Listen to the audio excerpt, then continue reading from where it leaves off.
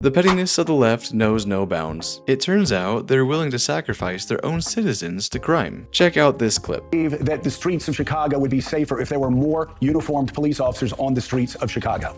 I believe the city of Chicago and cities across America would be safer if we actually had, affordable housing. Look, Okay, I'm not saying that's not the question I asked. This was in response to potentially receiving 5,000 troops from the federal government to clean up crime in Chicago. You could have just said, no, it won't help, but that would just be way too obvious. You can't blatantly sacrifice your own citizens. This is like when you're playing a board game with your siblings growing up, and right when you're about to lose, you decide to flip the board upside down instead of letting your siblings win. Unfortunately, these grown children that were somehow put in charge of major cities are now making these kinds of petty decisions instead of protecting their citizens. Just as unfortunate, the consequences are much more severe than losing a board game. However, these politicians aren't the ones that are affected by these consequences.